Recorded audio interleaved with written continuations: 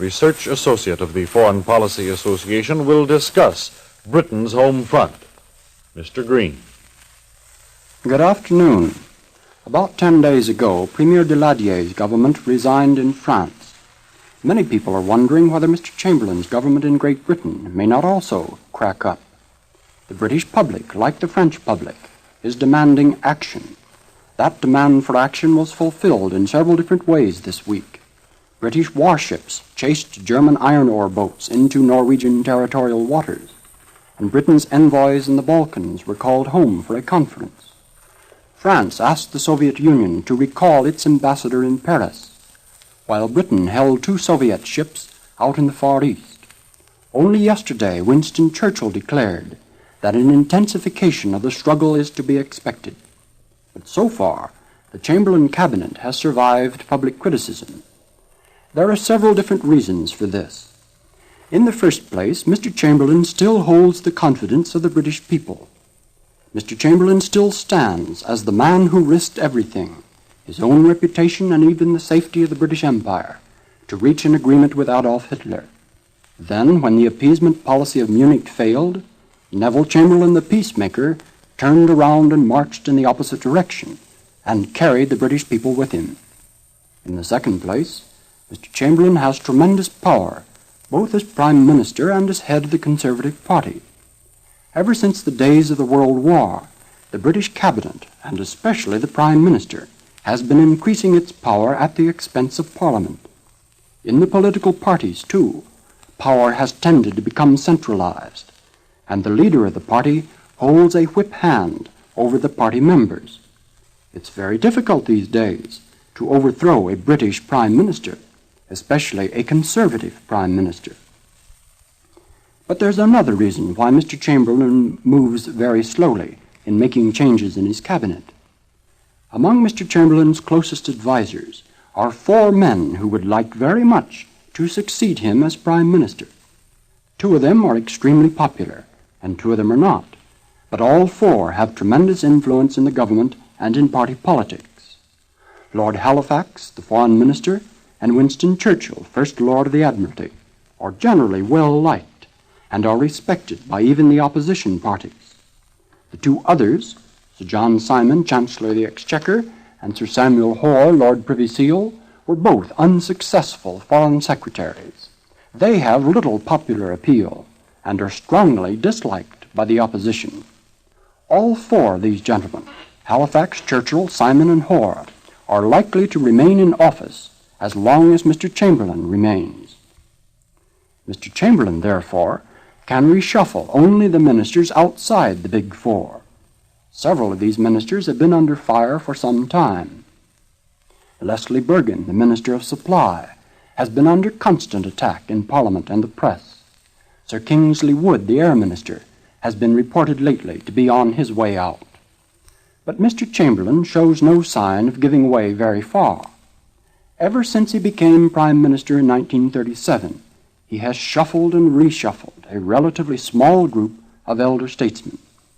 The average age of the men who count in this government is perhaps 10 years higher than in the last war. Only 2 young men have been outstanding in the cabinet, Anthony Eden and Leslie Horbe Elisha, and both of them were forced to resign. Mr. Eden, however, did return in September as Dominion Secretary. Now, this situation raises some very serious problems for Britain's future. Are the younger men lacking in leadership, or are they merely kept in the background? Many people have been saying for years that the best young men of Britain, like the best young men of France and Germany, were killed off in the World War, and that Europe is now paying the price of that tragedy. Whether that is true or not, it's significant that Anthony Eden has stood out for 5 or 6 years as the one younger statesman of any great promise.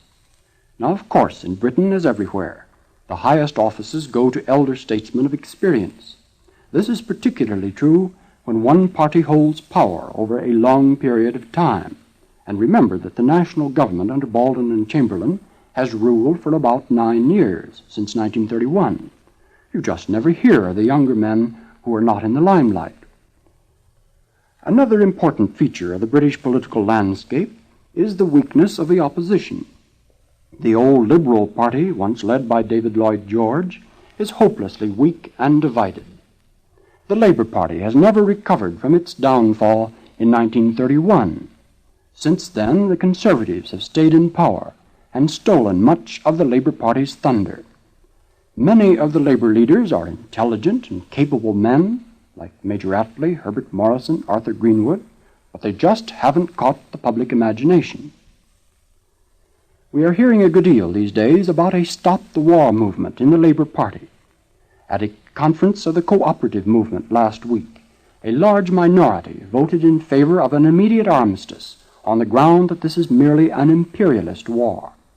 The same kind of resolution has been adopted by the Independent Labour Party, a small group that has 3 seats in the House of Commons. One trade union has also gone on record against continuing the war. Now, these 3 cases may be merely isolated and unimportant examples.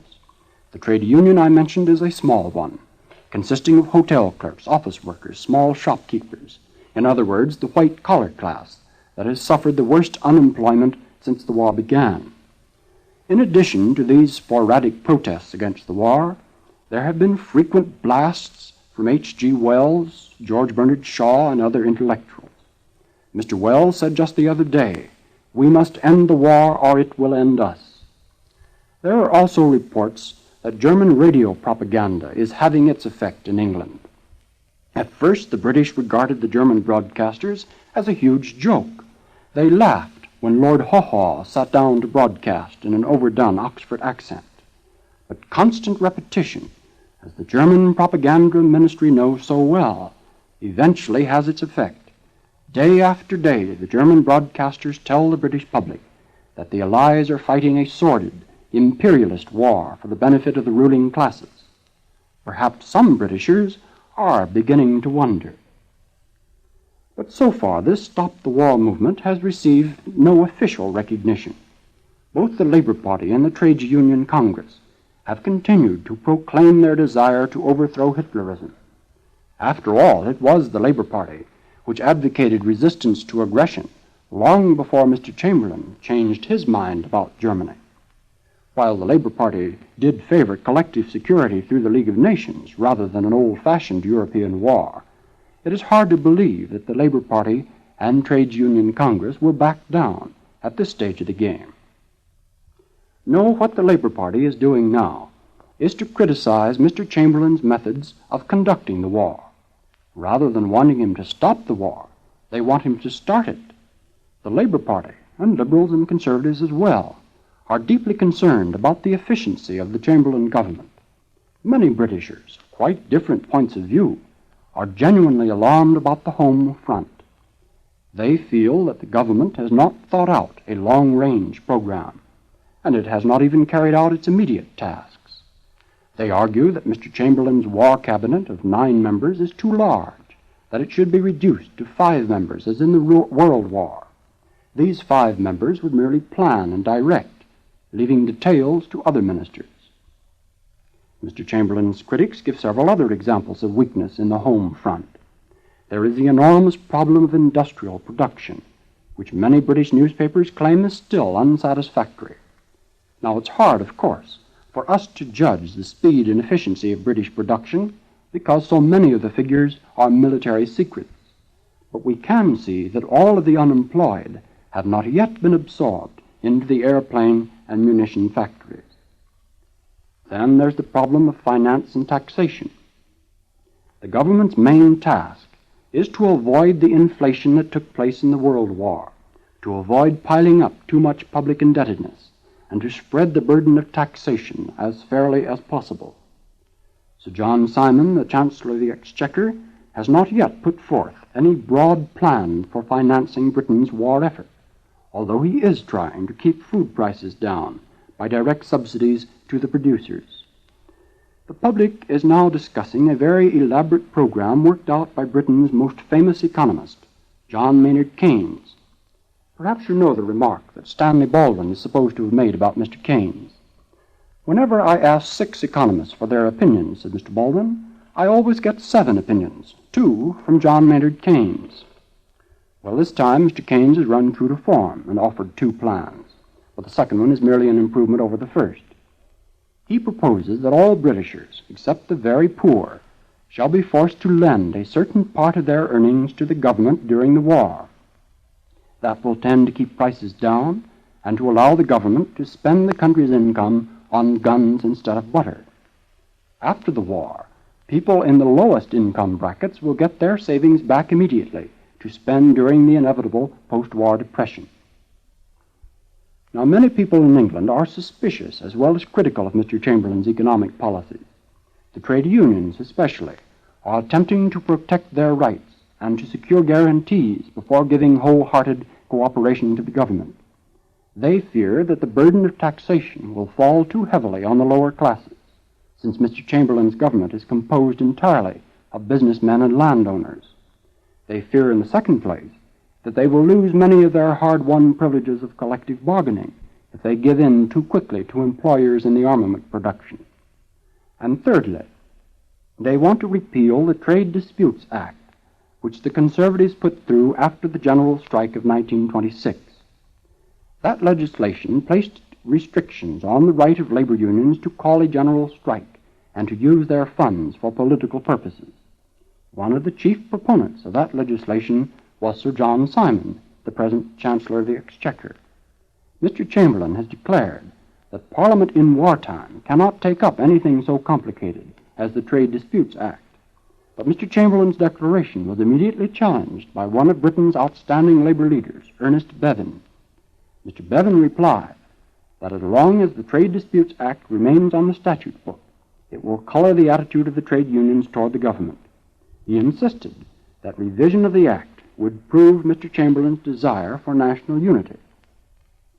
Well, the Chamberlain government, on the other hand, feels that labor has not yet shown its willingness to shoulder real sacrifices for the war. The Conservatives argue that while the working classes want a fight to the finish, they don't want any further decline in their standard of living.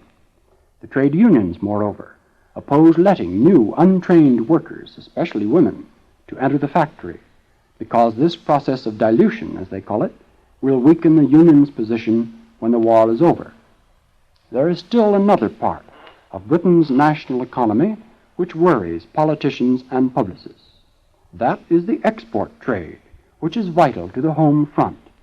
The British realize that they will have to expand their exports in southeastern Europe to head off the Germans, and that they will have to expand their exports in Latin America to compete with us.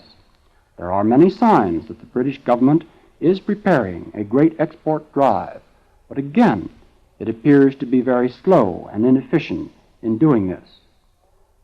This war, like the World War, is being fought with economic and political weapons, as well as with ships, airplanes, guns, and men.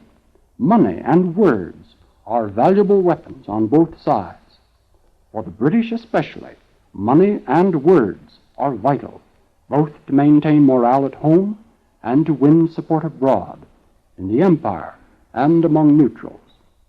The longer the military stalemate on the Western Front persists, the more important these economic and political weapons will become. The next few months will see the British working harder than ever before to strengthen their home front for whatever emergency may lie ahead. Mr. James Frederick Green, Research Associate of the Foreign Policy Association, was today's speaker in the series America Looks Abroad. Now, if you are interested in knowing the facts behind the headlines, send for a free copy of the weekly bulletin, which is written by the people you hear on this program. Because of a special feature, by the way, next Sunday, America Looks Abroad will not be heard. But we invite you to tune in on the following Sunday, April the 14th, to hear another timely discussion in this series. This is the National Broadcasting Company, RCA Building, Radio City, New York.